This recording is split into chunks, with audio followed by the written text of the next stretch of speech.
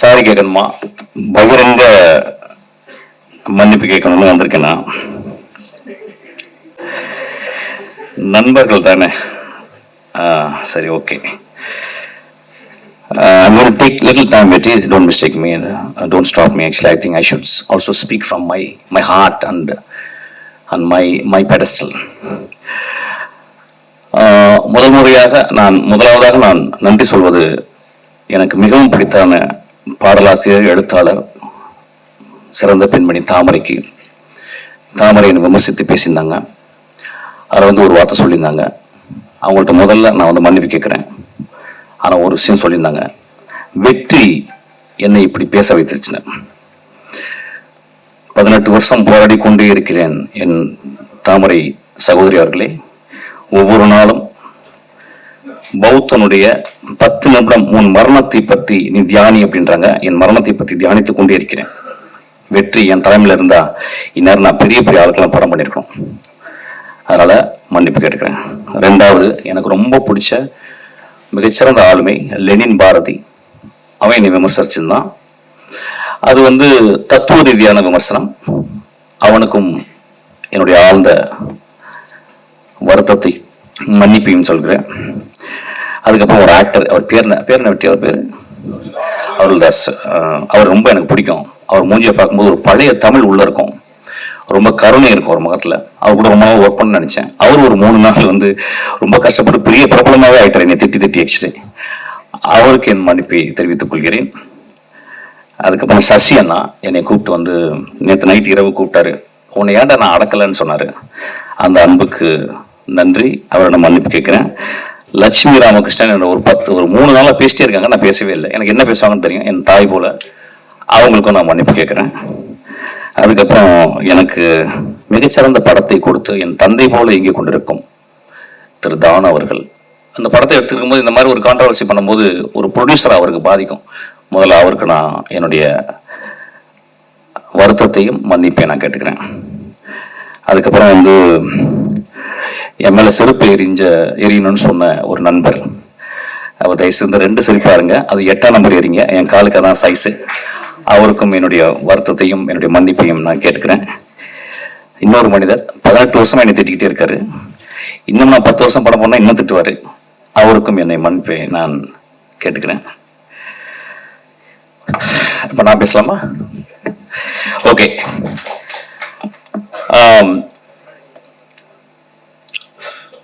Freud jokes and அன்கான்ஷியஸ்னு ஒரு book எழுதியிருக்காரு. Joke சொல்லும் போது, ஒரு நகைச்சுவை சொல்லும் போது, அதை ரிசீவ் பண்றவங்க, அதை வாங்குறவங்க, சிரிக்கிறவங்க ஆள் மனத்துல இருந்தா சிரிக்கிறாங்க. they never react from their conscious. ஒரு ஜோக்கினுடைய இயல்பு. அன்னைக்கு மேடையில் அதான் நடந்துச்சு. நான் அதாவது அமீரிடம் அதுக்கப்புறம் வெற்றிமாறன் மன்னிப்பு கேட்கிறேன். நிறைய பேர் அவங்க 2 பேரையும் திட்டினாங்க. அதாவது முகம் சுளிக்கிற மாதிரி பேசுறதுக்கு அவங்க சிரிச்சாங்கன்னு சொல்லிட்டு, அவங்க சிரிச்சதை விட மேல இருந்த எல்லாரும் கீழே அந்த பத்திரிக்கையாலும் விழுந்து சிரிச்சாங்க. அது அந்த வீடியோல இருக்கு, அதை நீங்க பார்க்கணும். ஒரு ஜோக்கா தான் நான் மீன் பண்ணேன். ஆக்சுவலா 2-3 வார்த்தைகள் மேல போயிடுச்சு. அது அப்படிதான் சில நேரங்கள்ல அது மனதுல இருந்து பேசும்போது அப்படி ஆயிடுச்சு. அதுக்காக நான் மன்னிப்பு கேட்டுக்கிறேன். ஆனா joke is meant to be a joke. அது யாரையும் அந்த இடத்துல ஒரு பர்டிகுலரான ஒரு பர்சனை நான் விமர்சிக்கிறவே இல்லை, ஒரு பர்டிகுலரான ஒரு மனிதனை தாக்கணும்னு எண்ணமே என்றதே இல்லை. என்னுடைய ரொம்ப நேசத்துக்கு சொந்தமான என் விஷால், நானும் சண்டை போடும்போது, என்னை மோசமா பேசும்போதும், என்னை பத்தி அடுத்தவங்களுக்கு தப்பா பேசும்போதும், நான் ரொம்ப வெகுண்டு மேடையில பேசும்போது ஒரு வார்த்தை கூட அவனை நான் மோசமான வசை வார்த்தைகளால் பேசல. நான் சொன்ன ஒரே வார்த்தை பொறுக்கின்னு சொன்ன வார்த்தை தான். சிலரோட படங்கள் பார்க்கும்போது நம்ம மனதை அப்படியே முழுமையா டெடிகேட் பண்ணிடுவோம். ஐ திங்க் அது போன்ற டைரக்டர்ஸ் தான் ஸ்டேஜ்ல இருக்கிறாங்க. வெற்றிமாறன் சார் ஆகட்டும், அனுராக் கஷ்யப் சார் ஆகட்டும், especially comes to Mysskin sir, definitely அவருடைய திரைப்படங்கள் நம்ம பார்க்கும் பொழுது நம்மளுடைய மனதை வேற எங்கேயுமே கொடுக்க முடியாது. அவர் பேச்சுக்கும் அப்படிதான் டெஃபினட்டா. இன்னொரு முக்கியமான விஷயம், இன்ஸ்டாகிராம்ல எங்கனாலும் நம்ம ஃபில்டர் போட வேண்டியிருக்கு. பட் ஃபில்டர் போடாம பேசக்கூடிய ஒரு மனிதர் நிச்சயமாக மிஷ்கின் சார் ஆகத்தான் இருப்பாங்க. Let's welcome Mysskin sir to share his wishes.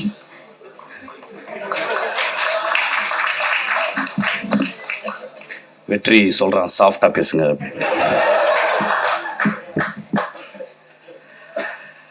So I couldn't see the movie, though you sent the movie. நேற்று வந்து suddenly Vigneshwan called me to do a cameo role. It took nearly ஒரு half call sheet போயிடுச்சு அப்படி, so I couldn't see, sorry. I saw the trailer and it spoke volumes. You talk about Bad Girl and I'm being a bad man of Tamil Nadu here. It's very appropriate and I could see அந்த படத்தை பார்க்கும்போது ஒரு வெற்றிமாறன் போன்ற ஒரு ஆளுமைட்டு இருந்து வந்த எல்லா assistant டைரக்டரும் வந்து ஒரு டைரக்டரோட கூடவே இருந்து ஒரு ஒர்க் ஃபோர்ஸ் மாதிரி இருந்து சினிமாவை புரிந்து கொண்டு வரவர்கள் ரொம்ப கம்மி. என்கிட்ட சில பேர் இருந்தாங்க. அந்த வருஷாவை நான் எப்பயுமே பார்த்துக்கிட்டு இருக்கேன். அவ்வளோ டெடிகேஷன் தன் குரு மேல. அந்த டெடிகேஷன் எப்படின்னு கேட்டால் வந்து சும்மா ஒரு 2 வருஷம் இருந்துட்டு ஒரு படத்தை கற்றுக்கணும் இல்லாமல் முழுக்க முழுக்க அந்த பெண் அந்த மனிதரை பார்த்து, குருவை பார்த்து நேசித்து அவன் எப்படி சினிமா செய்கிறான், அவன் எப்படிப்பட்ட சினிமா செய்கிறான் பார்த்து பார்த்து செதுக்கி செதுக்கி வளர்ந்த அந்த ஆளுமை இந்த படத்தினுடைய ட்ரைலர்ல தெரியுது. ஆக்சுவலி அதுக்காக அவளுக்கு பெரிய கரகோஷத்தை நான் கேட்கிறேன். நான் ரொம்ப பேசல, ஏன்னா பஞ்சாயத்தை பத்தி பேசணும் அதுக்கப்புறம். So some of the close-ups I watched. நிறைய பேருக்கு க்ளோஸ்அப்ஸ் வந்து ரொம்ப கஷ்டமான டிவைஸ். மணி சார் சொல்லியிருக்காரு வந்து ஒரு 10-15 இயர்ஸ் இருந்தால் கூட director cannot understand where to keep a close-up அப்படின்றது. there are beautiful close-ups அந்த ட்ரைலர்லாம் பார்த்தேன். ரொம்ப ரொம்ப அழகான க்ளோஸ்அப்ஸ். அந்த பாப்பா கண்ணு ரொம்ப அழகாக இருந்துச்சு, ரொம்ப ரொம்ப அழகாக இருந்துச்சு. அந்த படத்தை பார்க்கும்போது தெரிஞ்சுது அது வீர் அடிச்சுக்கிட்டு என்னை மாதிரி தான் நினைக்கிறேன் ஆக்சுவலாக. ஸோ நான் வாழ்த்துறேன், இந்த படம் நிச்சயமா நல்லா இருக்கும், எல்லாருக்கும் பிடிக்கும். இந்த மாதிரி படங்கள் தான் வரணும். அது வருஷம் எடுக்கும்போது அது வந்து இப்போ நிச்சயமா பேட் கேர்ள் வந்து ஒரு ஆண் எடுக்க முடியாது. ஒரு பேட் கேர்ள்னு ஒரு தலைப்பு வைக்கிறதுக்கே ஒரு பெரிய தைரியம் வேணும். So I really I wish her from my bottommost heart. இந்த படம் வந்து மிகப்பெரிய வட்டி அடைன்னு கேட்குறேன். வெற்றிமாறன் எப்பொழுதுமே அது பெரிய ஆச்சரியம். ஒருவேளை நிறைய சம்பாதிக்கிறதுனால அவன் படம் பண்ணுறானான்னு தெரியல. ஆக்சுவலாக அசிஸ்டண்ட்டுக்கு நான்லாம் சம்பாதிக்கவே இல்லை, நிறைய படம் பண்ணிக்கிட்டே இருக்கான் அவன். ஆக்சுவலாக எனக்கு ஒரு படம் பண்ண வெற்றி. ஆக்சுவலி வெற்றி வந்து ரொம்ப மெக்னானிமஸ். ஏன்னா வெற்றியை வந்து எனக்கு அவ்வளவு காலங்கள் தெரியும். இன்னைக்கு கூட வெற்றி வந்து நீங்கள் வரணும்னு கால் வந்து ஃபோன் பண்ணிகிட்டே இருக்கான். ஆக்சுவலாக வெற்றி ரொம்ப தேங்க்ஸ். வெற்றி வந்து ஒரு எக்ஸ்ட்ரானரி ஹியூமன் பீயிங், நிறைய பேருக்கு தெரியாது. நான் வந்து அந்த மேடையில் பேசும்போது சிரிச்சுக்கிட்டே இருந்த வெற்றி ஒரு டைமில் திடீர்னு ரொம்ப அமைதியாகி மூஞ்சில் கை வச்சுதான். அதெல்லாம் நினைச்சாங்க அவன் மூஞ்சி சொல்லிச்சு இல்லை, வெற்றி என் மேலே இருந்த ஒரு கம்பேஷன்ல he felt very bad actually. அதுக்காக வெற்றிக்கு ஒரு கிளாப் பண்ணணும்னு நினைக்கிறேன். ஆக்சுவலா Vetri is very very sensitive. Okay, coming back. Sorry கேட்கணுமா, பகிரங்க மன்னிப்பு கேட்கணும்னு வந்திருக்கேன்னா, நண்பர்கள் தானே. சரி, okay. I'm going to take little time, Betty. Don't mistake me and don't stop me. Actually, I think I should also speak from my heart and my pedestal. முதலாவதாக நான் நன்றி சொல்வது எனக்கு மிகவும் பிடித்தான பாடலாசிரியர், எழுத்தாளர், சிறந்த பெண்மணி தாமரைக்கு. தாமரை என்னை விமர்சித்து பேசியிருந்தாங்க. அதில் வந்து ஒரு வார்த்தை சொல்லியிருந்தாங்க. அவங்கள்ட்ட முதல்ல நான் வந்து மன்னிப்பு கேட்குறேன். ஆனால் ஒரு விஷயம் சொல்லியிருந்தாங்க, வெற்றி என்னை இப்படி பேச வைத்துச்சுன்னு. 18 வருஷம் போராடி கொண்டே இருக்கிறேன் என் தாமரை சகோதரி அவர்களே. ஒவ்வொரு நாளும் பௌத்தனுடைய 10 நிமிடம் உன் மரணத்தை பற்றி நீ தியானி அப்படின்றாங்க. என் மரணத்தை பற்றி தியானித்துக் கொண்டே இருக்கிறேன். வெற்றி என் தலைமையில் இருந்தா இந்நேரம் நான் பெரிய பெரிய ஆளுக்கெல்லாம் படம் பண்ணியிருக்கோம். அதனால மன்னிப்பு கேட்டுக்கிறேன். 2வது, எனக்கு ரொம்ப பிடிச்ச மிகச்சிறந்த ஆளுமை லெனின் பாரதி. அவன் என்னை விமர்சிச்சிருந்தான். அது வந்து தத்துவ ரீதியான விமர்சனம். அவனுக்கும் என்னுடைய ஆழ்ந்த வருத்தத்தை மன்னிப்பையும் சொல்கிறேன். அதுக்கப்புறம் ஒரு ஆக்டர், அவர் பேர் என்ன வெற்றி, அவர் பேர் அருள்தாஸ். அவர் ரொம்ப எனக்கு பிடிக்கும். அவர் மூஞ்சியை பார்க்கும்போது ஒரு பழைய தமிழ் உள்ள இருக்கும், ரொம்ப கருணை இருக்கும் ஒரு முகத்தில். அவர் கூட ரொம்ப நாள் ஒர்க் பண்ண நினைச்சேன். அவர் ஒரு 3 நாள் வந்து ரொம்ப கஷ்டப்பட்டு பெரிய பிரபலமாகவே ஆயிட்டார் என்னை திட்டி. ஆக்சுவலி அவருக்கு என் மன்னிப்பை தெரிவித்துக் கொள்கிறேன். அதுக்கப்புறம் சசி அண்ணா என்னை கூப்பிட்டு வந்து நேற்று நைட் இரவு கூப்பிட்டாரு. உன்னை ஏன்டா நான் அடக்கலைன்னு சொன்னார். அந்த அன்புக்கு நன்றி. அவரை நான் மன்னிப்பு கேட்குறேன். லட்சுமி ராமகிருஷ்ணன் ஒரு 3 நாளாக பேசிட்டே இருக்காங்க, நான் பேசவே இல்லை. எனக்கு என்ன பேசுவாங்கன்னு தெரியும், என் தாய் போல. அவங்களுக்கும் நான் மன்னிப்பு கேட்குறேன். அதுக்கப்புறம் எனக்கு மிகச்சிறந்த படத்தை கொடுத்து என் தந்தை போல இயங்கிக் கொண்டிருக்கும் திரு தான் அவர்கள், அந்த படத்தை எடுத்துக்கும் போது இந்த மாதிரி ஒரு கான்ட்ரவர்சி பண்ணும்போது ஒரு ப்ரொடியூசர் அவருக்கு பாதிக்கும். முதல்ல அவருக்கு நான் என்னுடைய வருத்தத்தையும் மன்னிப்பை நான் கேட்டுக்கிறேன். அதுக்கப்புறம் என் மேலே செருப்பு எரியணும்னு சொன்ன ஒரு நண்பர், அவர் தயவுசெய்து இந்த 2 செருப்பாருங்க, அது 8ஆம் நம்பர் எறிங்க, என் காலுக்கு அதான் சைஸு. அவருக்கும் என்னுடைய வருத்தத்தையும் என்னுடைய மன்னிப்பையும் நான் கேட்டுக்கிறேன். இன்னொரு மனிதர் 18 வருஷமா என்னை திட்டிக்கிட்டே இருக்காரு. இன்னும் நான் 10 வருஷம் படம் போனால் இன்னும் திட்டுவார். அவருக்கும் என்னை மன்னிப்பை நான் கேட்டுக்கிறேன். இப்போ நான் பேசலாமா? ஓகே.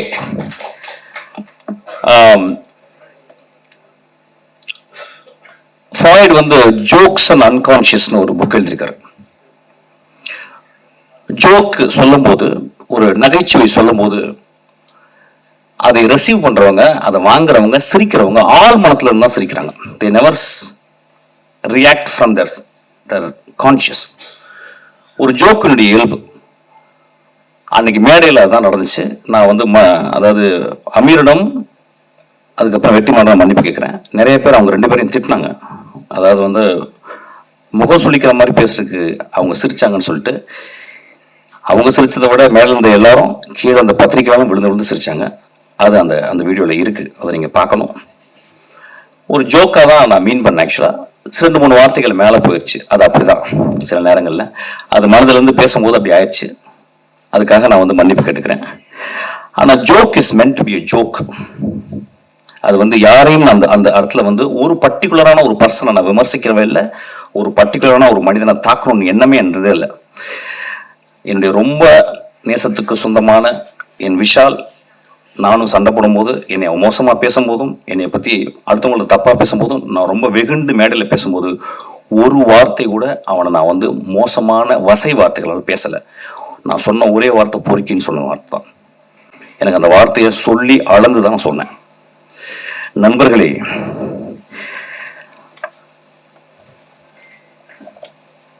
மேடையில் சொன்னாங்க, என்ன சொன்னாங்கன்னா, ஒரு மேடையில் பேசுறதுக்கு நாகரிகம் வேணும்னு சொன்னாங்க. நண்பர்களே, ஒரு மேடையில, அது என்ன மேடைன்னு எனக்கு தெரியல, ஒரு அரசியல் மேடை அல்லது, இது கூத்து செய்யும் கலைஞர்களுடைய மேடை. இது அந்த கூத்து கலைஞர்கள் கிராமங்கள்ல போனீங்கன்னா, வள்ளி திருமணம், நிறைய நாடகங்கள்ல பாத்தீங்கன்னா, அந்த நாடகத்துல ஒரு 12 மணிக்கு ஒரு பப்பனும் ஒரு டான்ஸ்காரியும் பேசுவாங்க. அது தமிழகம் முழுவதும் தெரியும். அது ரொம்ப நாக்கூசுற வார்த்தைகள் பேசுவாங்க. அது ஏன்னா அது ஒரு மக்களுக்கு அது ஒரு விதமான ஒரு வெளிப்பாடு, அது ஒரு விதமான நகைச்சுவை. அந்த நகைச்சுவையின் அடிப்படையில் தான் அன்னைக்கு நான் பேசுறேன். ஆக்சுவலா யாரையும் புண்படுத்தணும் பேசவே இல்லை. ஏன்னா ஒரு படத்தினுடைய விழாக்கு வந்திருக்கேன், அந்த படத்தை பத்தி நான் பேசணும். அந்த படம் என் ஆன்மாக்குள்ள சென்றுச்சு. அந்த படம் பெருசா ஓடிச்சுனா கூட எனக்கு தெரியல. இப்ப அந்த படத்தினுடைய நடிகர்கள், அந்த படத்தினுடைய இயக்குனர், அந்த படத்தை தயாரித்தவர்கள் அவ்வளவு அழகான விஷயம் பண்ணியிருக்காங்க. அதை பேசணும்னு நினைச்சேன்.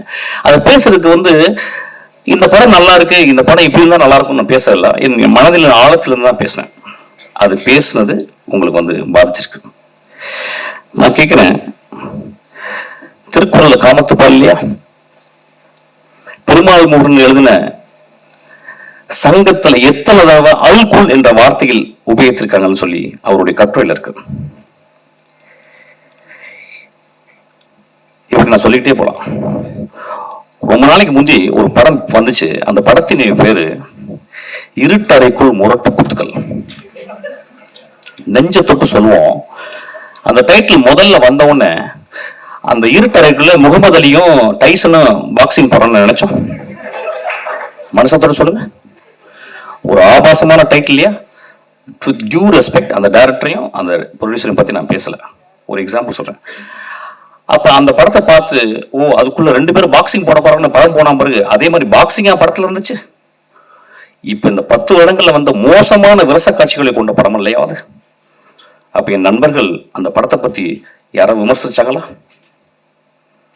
என் தம்பி விஜய் சேதுபதி, என் தம்பி தியாகராஜன் குமார் ராஜா ஒரு படம் எடுக்கிறான். அந்த படத்தினுடைய முதல் ட்ரைலர்ல தம்பி பேசிட்டே வந்து கடைசி வார்த்தை அது வேணாம் இது இல்லை அது இல்லை அதுன்னு சொல்லி கடைசியில் ஒரு வார்த்தை சொன்னோம் பார்த்தீங்களா, அந்த வார்த்தை கெட்ட வார்த்தை இல்லையா? அன்னைக்கு நண்பர்கள் சும்மா இருந்தீங்களா? எல்லாரும் பார்க்குறாங்கல்ல. 3 நாட்கள் என்ன கிட்டத்தட்ட 500 பேர் எனக்கு ஃபோன் பண்ணாங்க நண்பர்களே, பெண்கள் ஃபோன் பண்ணாங்க நிறைய பேர். பத்திரமா இருங்க அப்படின்னாங்க. ஐயா என்னை பற்றி நீங்கள் சொல்லணும்னா என்னுடைய படங்களை பார்த்து சொல்லணும். என்னை பற்றி சொல்லணும்னா வெற்றிமாறன் இன்னைக்கு அழைச்சிருக்கான்ல அவன்கிட்ட கேளுங்க. என்னை பற்றி உங்களுக்கு தெரியும்னா என் தந்தை போல ஒருத்தர் உட்கார்ந்துருக்காரு பாருங்க, அவர்கிட்ட கேளுங்க. நீங்கள் நேரம் வந்து என்கிட்ட ஃபோன் பண்ணி திட்டலாம், பேசலாம். எவ்வளவு 3 நாட்கள் எல்லா தொலைக்காட்சியில நான் தான் இருந்தேன். என் படங்கள் நல்ல படங்கள் இல்லையா? என் படங்களில் சமூக கருத்து சொல்லலையா? என் படங்கள் பேரன்பு இல்லையா? நான் வந்து உடனே ஒரு பெரிய ஒரு ஆக்டர்கிட்ட போய் கதை சொல்லி நான் பெருசா வின் பண்ண நினைக்கலையா? நான் கமல் சார்ட்ட போயிட்டு திரும்பி வந்துட்டேன்.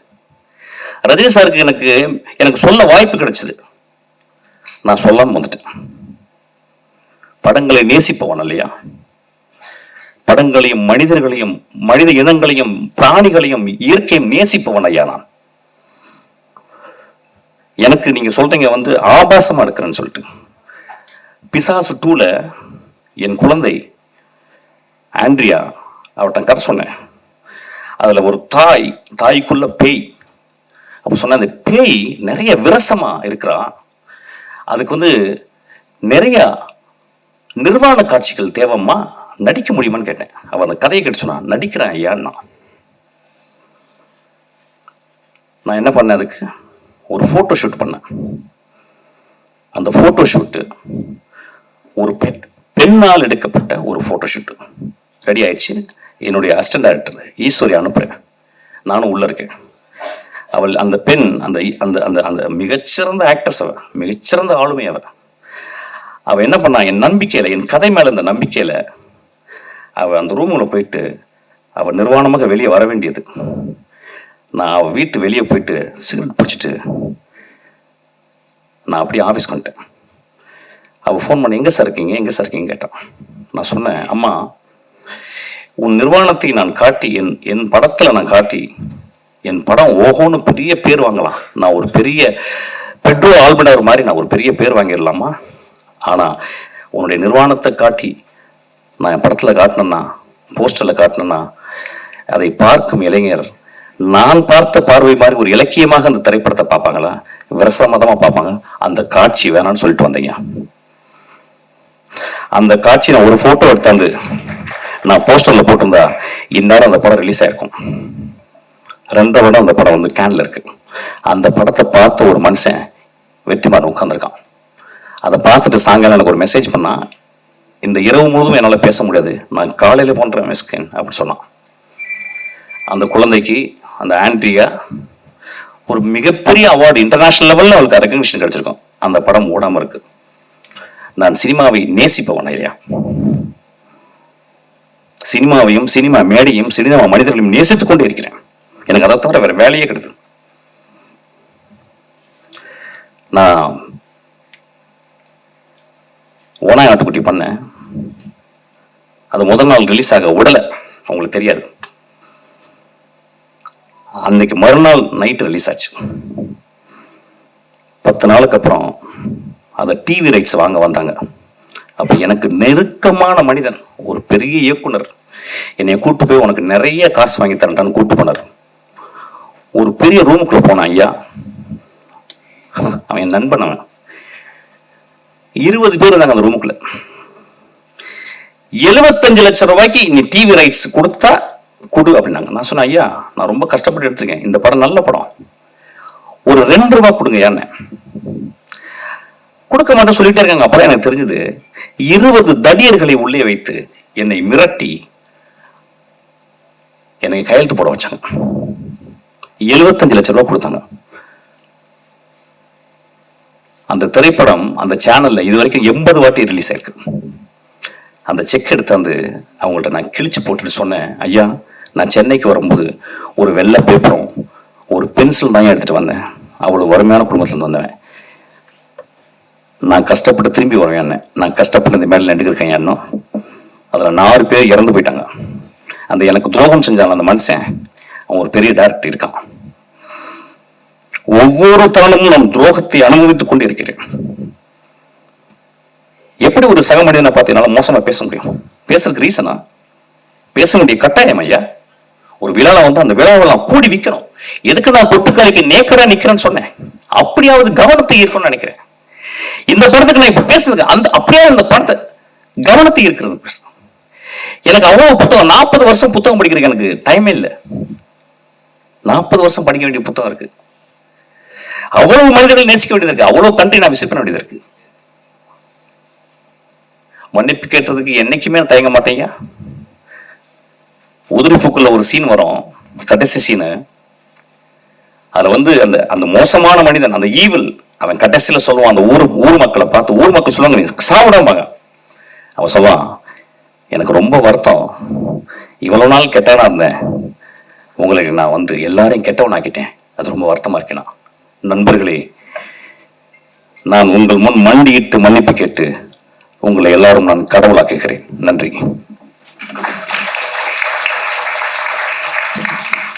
Thank you so much, sir. Soul stirring movies போல அது வந்து ஒரு soul stirring speech and thank you.